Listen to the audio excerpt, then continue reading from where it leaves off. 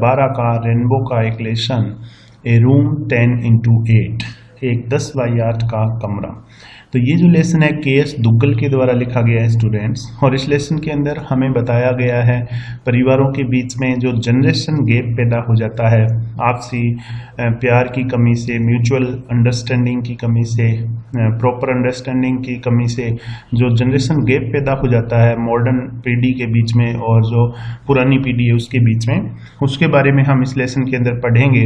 और किस तरीके से मॉडर्न पीढ़ी है वो हमारे जो पेरेंट्स हैं, ग्रैंड पेरेंट्स हैं, उनके साथ इल ट्रीट करते हैं, मिसबिहेव करते हैं, उनके साथ सही से पेश नहीं आता। तो वो सारी चीज़ें इस लेसन के अंदर हम पढ़ेंगे। एक कहानी के माध्यम से के.एस. दुग्गल ने ये सब कुछ आपको बताया है और कटाक्ष किया है समाज के ऊपर, एक सटायरिकल तरीके से ये बताया गया है। तो चलिए हम लेसन को स्टार्ट करते हैं। This room might be 10x8, ये कमरा 10 बाई 8 का होना चाहिए, said Mrs Malik. Mrs Malik ने कहा, पॉइंटिंग टू ए स्क्वायर, एक वर्ग की तरफ इशारा करते हुए, इन द ड्राफ्ट प्लान, नक्शे में, ड्राफ्ट प्लान मतलब नक्शा, lying on the table, lying on the table, जो टेबल के ऊपर पड़ा हुआ था, बिफोर देम, उनके सामने। तो नक्शा पड़ा था टेबल पे, उसमें नक्शे की तरफ इशारा करके कमरे की तरफ, एक वर्ग की तरफ मिसेस मलिक ने कहा, ये जो कमरा है ये 10 बाई 8 का हो सकता है। It was the third time, ये तीसरी बार था, that she had made this suggestion, कि उसने ये सुझाव दिया था। इट सीम्ड, ऐसा लग रहा था, इट डिड नॉट रजिस्टर, कि इस बात पर ध्यान नहीं गया था, ऑन ईदर हर हस्बैंड, ना तो उसके हस्बैंड का, और द आर्किटेक्ट, और ना ही आर्किटेक्ट का, यानी दोनों के दिमाग में ये बात है वो रजिस्टर नहीं करी थी। Engage to design the house, और ये दोनों जने हैं, इंगेज का मतलब लगे हुए थे, व्यस्त थे, टू डिजाइन द हाउस, घर का डिजाइन बनाने में व्यस्त थे। The Maliks were going to have a house, हम मलिक परिवार है वो अपना खुद का घर बनाने जा रहा था, of their own in Delhi, Delhi के अंदर अपने खुद का घर वो बनाने जा रहे थे। They had purchased a plot, उन्होंने एक प्लॉट परचेज कर लिया था, in the most fashionable colony of the town, town की सबसे फैशनेबल कॉलोनी जो थी, सबसे अच्छी कॉलोनी जो थी, वहाँ पे उन्होंने एक प्लॉट ले लिया था, some time ago, कुछ समय पहले। Now that they were posted back in Delhi, अब उनकी पोस्टिंग वापस दिल्ली के अंदर हो गई थी। They thought, का उन्होंने सोचा, they might as well have the house built, कि अब उनको घर बना लेना चाहिए, यानी अब वे घर बना सकते हैं, ऐसा उन्होंने डिसाइड किया। In her heart of hearts, अपने मन ही मन में, Mrs Malik also decided that, Mrs Malik ने ये भी डिसीजन ले लिया था कि after completion of the house, कि जब घर का निर्माण पूरा हो जाएगा, she would stay back in Delhi, तो वो दिल्ली के अंदर ही रहेगी, even if her husband was transferred, चाहे उसके हस्बैंड का ट्रांसफर हो जाए टू अनदर स्टेशन, दूसरे स्टेशन में। तो उसने डिसीजन ले लिया था, घर का निर्माण पूरा हो जाएगा तो मैं दिल्ली में ही रहूंगी, चाहे मेरे हस्बैंड का भले ही ट्रांसफर हो जाए दूसरी जगह। She was sick of their postings, वो उनकी पोस्टिंग से तंग आ गई थी, सिक ऑफ हो गई थी, यानी परेशान हो गई थी बार बार ट्रांसफर होने से। एवरी अदर ईयर, हर दूसरे साल, they were move to a new place, उनको एक नए स्थान पर जाना पड़ता था। Now that the children were grown up, अब चूंकि बड़े बच्चे जो है वो बड़े हो गए थे, समझदार हो गए थे। इट वाज नॉट डिजायरेबल, तो अब ये डिजायरेबल नहीं था, to shift them from school to school, कि उनको एक स्कूल से दूसरे स्कूल के अंदर शिफ्ट किया जाए। Mrs Malik said, Mrs Malik ने कहा, इफ ही मस्ट, यदि उसे जाना ही होगा, मिस्टर मलिक कुड गो और अलोन, तो मिस्टर मलिक अकेले चले जाएंगे। She would settle down permanently, वो स्थायी रूप से सेटल हो जाएगी, परमानेंटली सेटल हो जाएगी इन दिल्ली, दिल्ली में, विद द चिल्ड्रन, बच्चों के साथ। She would have her mother in law, और वो अपनी मदर इन लॉ को रख लेगी, सास को रख लेगी, फॉर कंपनी, कंपनी के लिए, साथ देने के लिए, उसके साथ उसकी सास रह जाएगी। Mr Malik had no objection to it, और मिस्टर मलिक को इस पर कोई ऑब्जेक्शन नहीं था, कोई एतराज नहीं था। This room might be 10x8, ये कमरा 10 बाई 8 का हो सकता है। Mrs Malik repeated, Mrs Malik ने दोहराया। Her husband was attending to a telephone call, उसका पति जो है वो एक टेलीफोन कॉल है वो अटेंड कर रहा था। In the adjacent room, adjacent room का मतलब होता है स्टूडेंट पास वाला कमरा, समीप वाले कमरे के अंदर, पास वाले कमरे में टेलीफोन कॉल पर बात कर रहे थे मिसेज मलिक के husband. But this is a store, लेकिन ये तो स्टोर है। The architect explain to Mrs Malik, architect ने मिसेज मलिक को एक्सप्लेन किया, बताया कि ये तो स्टोर है, स्टोर रूम बनाना है इसको, तो आप कह रहे हैं कि ये 10x8 का होना चाहिए। तो मिसेज मलिक कहती है यस हाँ, बट आई थॉट, लेकिन मैं सोचती हूँ, it could be my mother in law's room, कि मेरी सास का कमरा हो सकता है, एंड आफ्टर हर, और उसके बाद it might be used as a store room, और उसके बाद इसको स्टोर रूम में बदल देंगे, इसका स्टोर रूम में उपयोग किया जा सकता है। The architect didn't seem to understand, architect को ये बात समझ में नहीं आई। ही लुक्ड पजल्ड, वो पजल्ड हो गया, कंफ्यूज्ड हो गया by Mrs Malik's observation, Mrs Malik के ऑब्जर्वेशन से। ऑब्जर्वेशन कहते हैं सोच, देखने का नजरिया, यानी मिसेज मलिक अपनी सास को किस नजरिए से देखती थी कि उसको स्टोर रूम में रखना चाहती थी और उसकी मृत्यु के बाद में उस कमरे को स्टोर रूम के रूप में यूज करना चाहती थी। तो ये जो ऑब्जर्वेशन था मिसेज मलिक का, ये देख करके आर्किटेक्ट जो था थोड़ा सा पजल हो गया कि कोई ऐसे कैसे सोच सकता है अपनी सास के बारे में। आई मीन, मेरा मतलब है, माई mother in law could use the room, कि मेरी सास है वो इस रूम को उपयोग में ले सकती है फॉर प्रेजेंट में, वर्तमान में। एज यू नो, जैसा कि तुम जानते ही हो, सी इज ओल्ड एंड इन्फॉर्म, कि वो बूढ़ी हो गई है, एंड इन्फॉर्म का मतलब होता है वीक, कमजोर, कि वो कमजोर हो गई है। She isn't going to be there for, कि वो अब नहीं रहने वाली है, यानी ज़्यादा टाइम वो जिंदगी नहीं जीने वाली है। एंड आफ्टर हर, और उसके बाद, यानी उसकी मौत होने के बाद, it could be converted into A store room, इस कमरे को एक स्टोर रूम में बदला जा सकता है। Mrs Malik explain, Mrs Malik ने समझाया, हाल्टिंगली, हिचकिचाते यानी हकलाते हुए। हाल्टिंगली का मतलब होता है रुक रुक करके बोलना, तो रुक रुक करके बोलते हुए उसने समझाया इसको, आर्किटेक्ट को ये बात। Mister Malik joined them, mister Malik ने उनको ज्वाइन कर लिया, यानी बात करके टेलीफोन पर वो आ गए उनके पास। It seems while talking on the telephone, ऐसा लग रहा था कि जब वो टेलीफोन पे बात कर रहे थे, he had also given thought to the suggestion, उन्होंने इस सुझाव के अंदर अपने जो थॉट है, विचार हैं, वो दिए थे कि ठीक है ये स्टोर रूम बनाया जा सकता है। ही टू, वो भी, वाज ऑफ द ओपिनियन, इस ओपिनियन के थे, यानी वो भी ये राय रखते थे, that the store should be a little bigger, कि स्टोर है वो थोड़ा सा बड़ा होना चाहिए। It is always better to have a commodious store room, हमेशा अच्छा होता है कि एक कमोडियस स्टोर रूम हो, कमोडियस मतलब बड़ा, खुला, सो देट, ताकि one can move about the trunks more freely, ताकि स्टोर रूम के अंदर रखे हुए जो ट्रंक्स होते हैं, संदूक वगैरह, बक्से वगैरह, उनको ज़्यादा फ्रीली इधर उधर किया जा सके, इसलिए जो स्टोर रूम होता है थोड़ा बड़ा होना अच्छा होता है। ये राय थी मिस्टर मलिक की। देन, और फिर, it is also more convenient, और ये बहुत ज़्यादा सुविधाजनक भी होता है, कन्वीनियंट भी होता है, to keep it tidy, tidy मतलब स्वच्छ, इसको साफ सुथरा रखना हो स्टोर रूम को, यदि बड़ा होगा तो ज़्यादा सुविधाजनक होगा, ऐसी राय थी उनकी। इट वॉज डिसाइडेड दैट, ये निर्णय किया गया कि the room adjacent to the kitchen, कि किचन के पास वाला जो कमरा है, शुड बी 10x8, वो 10x8 का होगा। The courtyard would be a little narrower, और इसकी वजह से जो कोर्टयार्ड है, आंगन है, वो थोड़ा सा संकरा हो जाएगा, नैरो हो जाएगा। But they didn't matter much, लेकिन इससे कोई ज़्यादा फर्क नहीं पड़ने वाला। All the rest had already been provided for, बाकी सभी सूचनाएं पहले से ही प्रदान कर दी गई थी, दे दी गई थी। And the plan was submitted for approval, और ये जो घर का प्लान था, ये जो योजना थी घर बनाने की, इसको अप्रूवल के लिए, स्वीकृति के लिए सबमिट कर दिया गया था टू द कॉरपोरेशन, नगर पालिका को। Mrs Malik took an untiring interest, Mrs Malik ने, एंटायरिंग इंटरेस्ट का मतलब होता है अथक प्रयास, अथक रुचि, यानी बहुत ही ज़्यादा रुचि जो लेता है उसको बोलते हैं, बिना थके जो इंटरेस्ट दिखाता है। तो मिसेज मलिक ने अथक रुचि ली थी in the construction of the house, घर के कंस्ट्रक्शन में।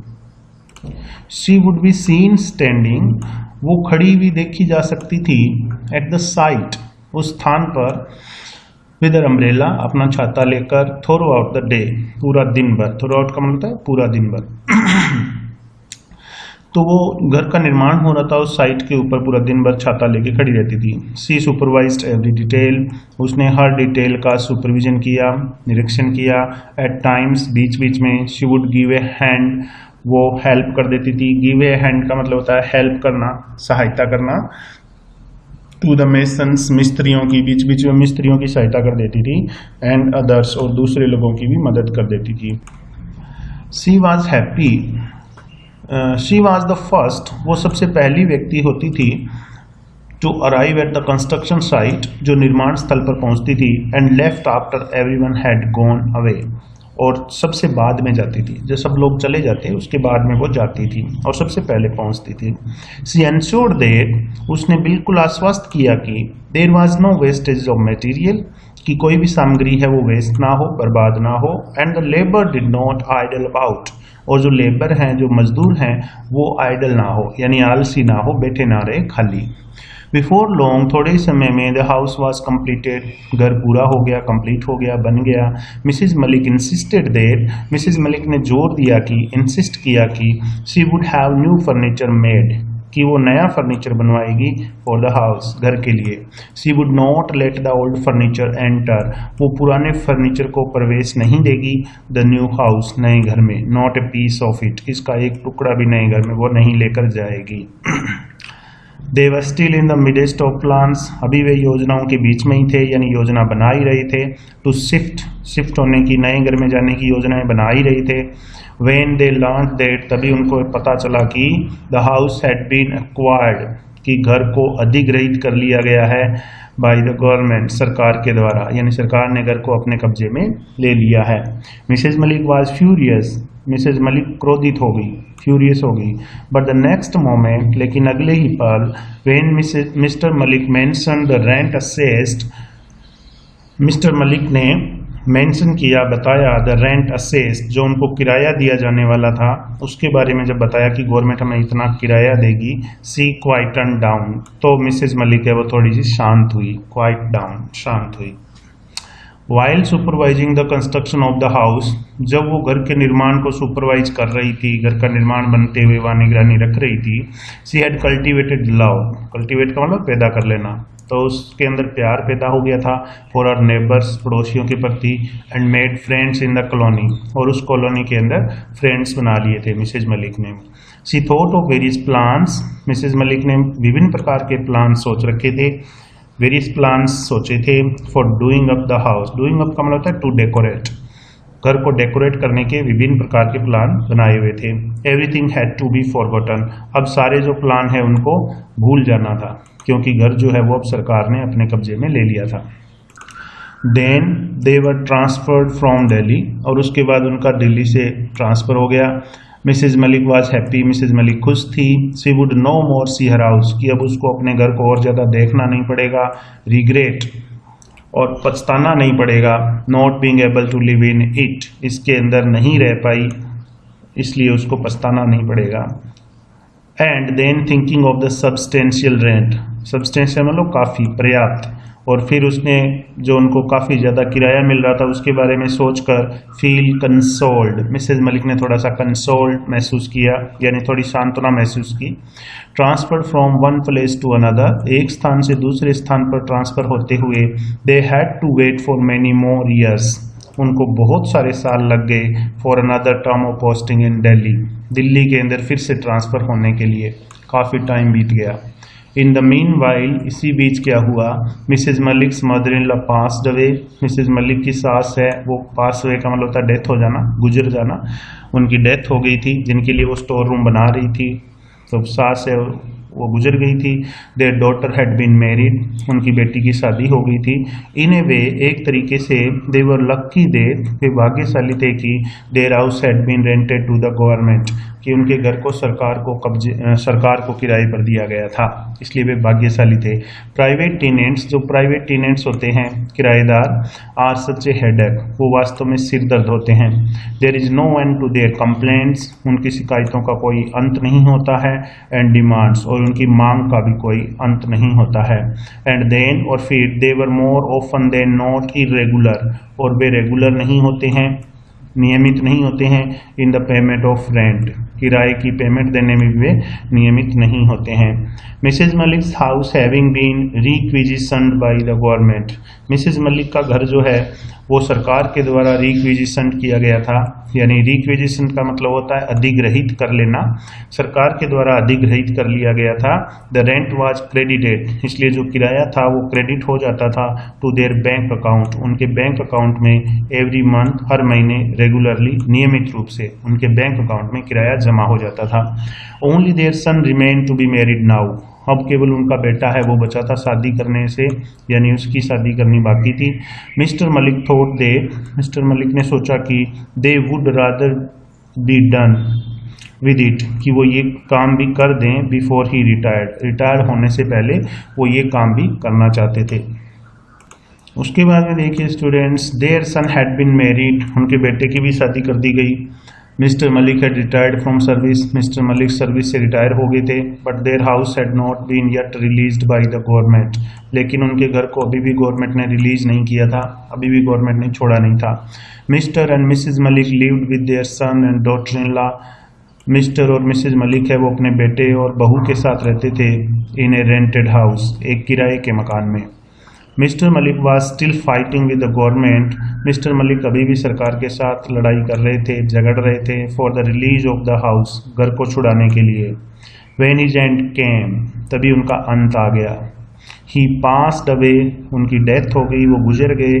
Without being able to live in his house, बिना अपने घर में रहे। इवन फॉर ए डे, एक दिन भी अपने नए घर में नहीं रह पाए और उनकी डेथ हो गई। नाउ विद इन 3 months, अब 3 महीने के अंदर अंदर द हाउस वाज डी रिक्विजिशन्ड, अब घर को डी रिक्विजिशन करने वाली थी गवर्नमेंट, यानी घर का अधिग्रहण छोड़ने वाली थी।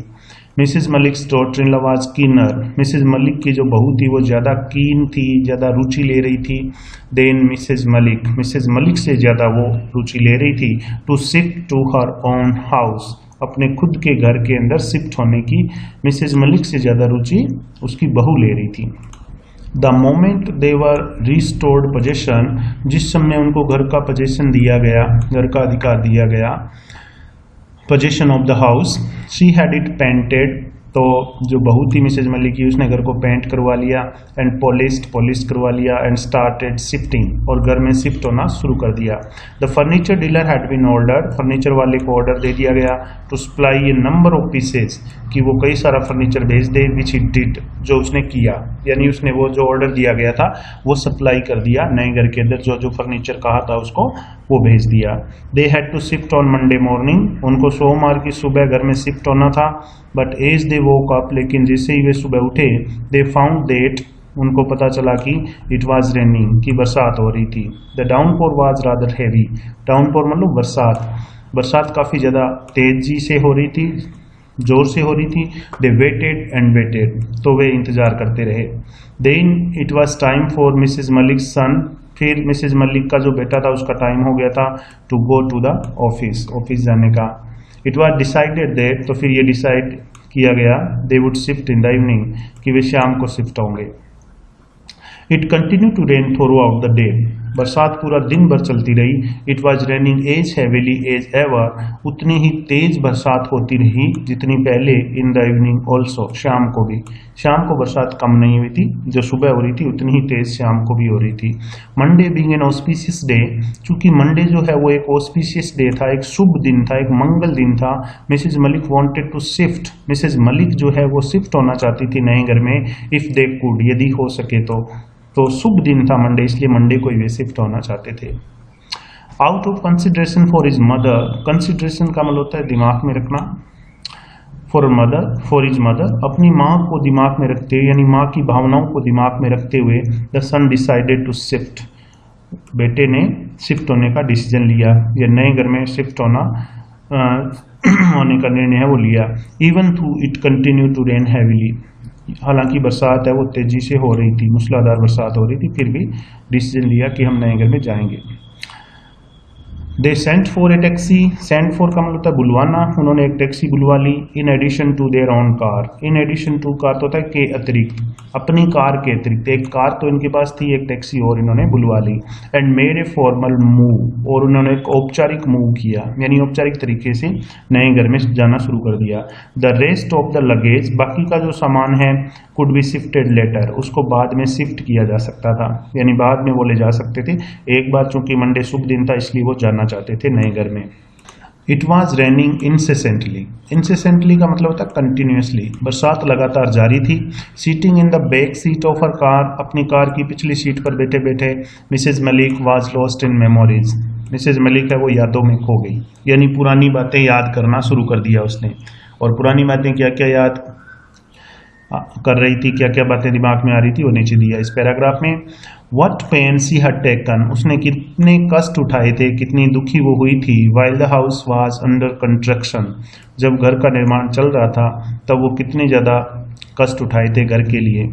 द डेज वे दिन when she missed her meals, जब उसने खाना तक छोड़ दिया था। द डेज वे दिन she stood in the scorching heat of the sun, जब वो स्कोर्चिंग हीट यानी तपतपाती धूप के अंदर, सूरज की धूप के अंदर वो खड़ी रहती थी। Supervising the work in progress, और जो काम चल रहा था घर का उसको सुपरवाइज करती रहती थी। द डेज, उन दिनों को उसने याद किया। सी वॉज ड्रेंस्ड इन रेन, जब वो बरसात के अंदर भीग गई थी। ड्रेंच का मतलब भीग जाना, गीला हो जाना। The architect had prepared A sketch of the house in colour, architect ने घर का एक स्केच बनाया था, घर के अंदर एक स्केच बनाया था रंगीन कलर से। The way it would look, जिस तरीके से दिखाई देता था व्हेन कंप्लीटेड, कि जब ये पूरा हो जाएगा तो ये घर कैसा दिखाई देगा, इसका एक स्केच आर्किटेक्ट ने बनाया था घर का। It had the figure of the lady, और इस घर के अंदर, स्केच के अंदर एक औरत की तस्वीर थी। फिगर ऑफ द लेडी, एक औरत की तस्वीर थी इस घर के अंदर, क्योंकि घर बनाने से पहले आर्किटेक्ट ने एक नक्शा बनाया था, उसका चित्र बनाया था, तो उसके अंदर उसने एक चित्र भी बनाया था लेडी का, ऑफ द हाउस। और वो लेडी कौन थी, घर की मालकिन। स्टैंडिंग ऑन द बरांडा, जो कि बरांडे में खड़ी है। With a back towards the marble pillar, और उसने अपनी जो बैक है, पीठ है, वो मार्बल के पिलर की तरफ लगा रखी है। एलिगेंट एंड ग्रेसफुल, और कैसी लग रही थी, एलिगेंट मतलब शानदार, ग्रेसफुल भव्य, बहुत ही सुंदर लग रही थी।